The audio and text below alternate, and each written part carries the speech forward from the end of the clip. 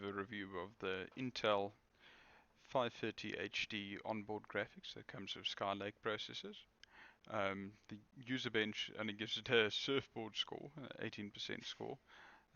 Basically, what you find here is the actual 530 graphics card in this specific sample performs quite well. It's just overall it's not a very quick card. So let's see what it does in gaming. Here we have Dota running at B1080 with everything set maximum, and the good news is this HD 530 seems to be keeping a nice 60 frames per second here, which is exactly what you would hope for. So for games like Dota, it's more than you possibly need. This Counter-Strike Go running at P1080 with almost everything set to maximum. You can see we're hovering sort of between 60 and 80 frames per second, which is quite nice. For integrated graphics, this is actually very good. Seems to be staying nice and smooth. Let's see if we find someone to... Sorry, teammate. Staying above 60 frames per second. Excellent. We have Civilizations 5 running at P1080 with everything set to medium. As you can see, animations look nice and smooth enough. It seems to be working perfectly fine. Nice thing is with a strategy game like this, you don't need that high frame rate, so anything above 24 frame rates per second is sufficient. 60 would be nicer, but tested it in this medium setting, seems to be about the nicest place to be, and it hovers between 25 and 30 frames per second. Here we have Call of Duty 5, World at War, Nazi Zombies. We seem to be jumping between about 60 and 45 frames per second. This is unfortunately with everything set to minimum, but it is at P1080, so that's not too bad. And it's, wouldn't say it's ideal frames, but it's definitely quite playable. There we drop down to 35.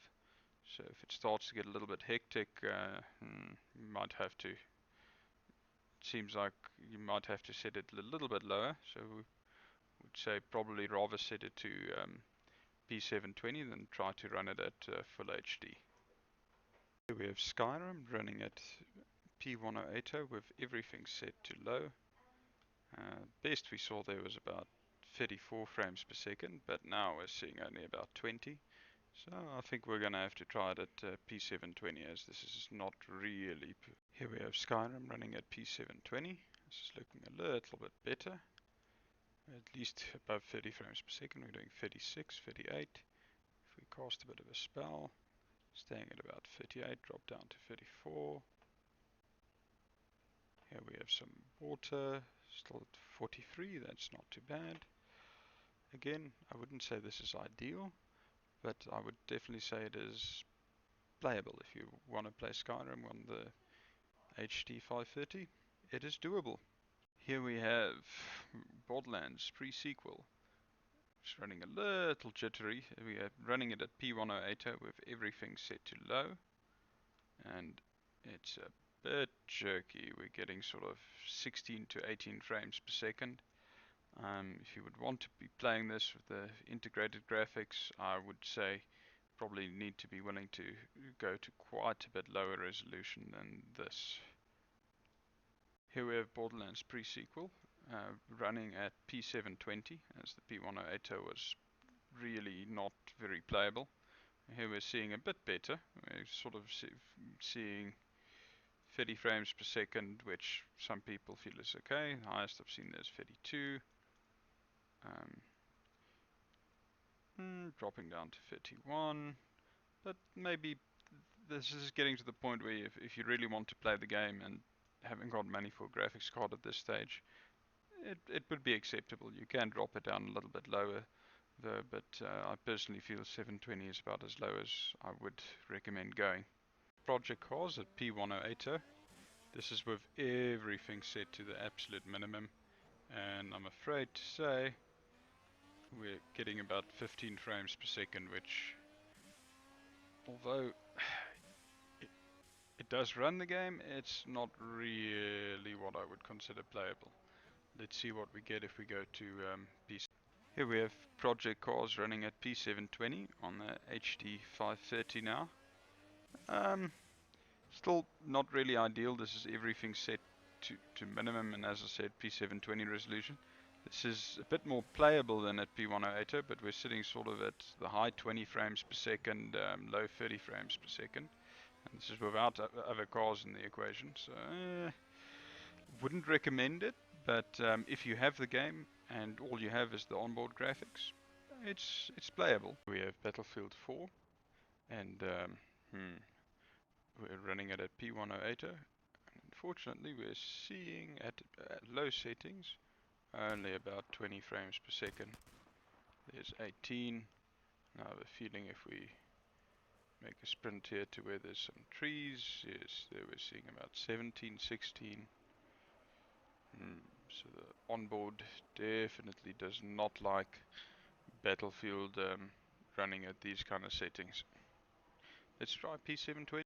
Here we have Battlefield 4 running at P720 now, and the HD 530 seems to be a bit more comfortable with this, but it's still not very happy.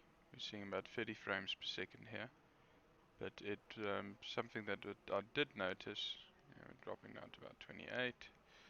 What I did notice is while not recording, you actually saw frames of up to 40. There we see about 30, 35 again.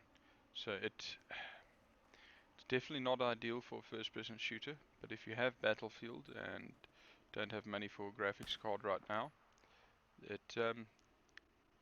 say it's playable. It's definitely not ideal. There we have 44. Look at the ocean, we have about 40 again.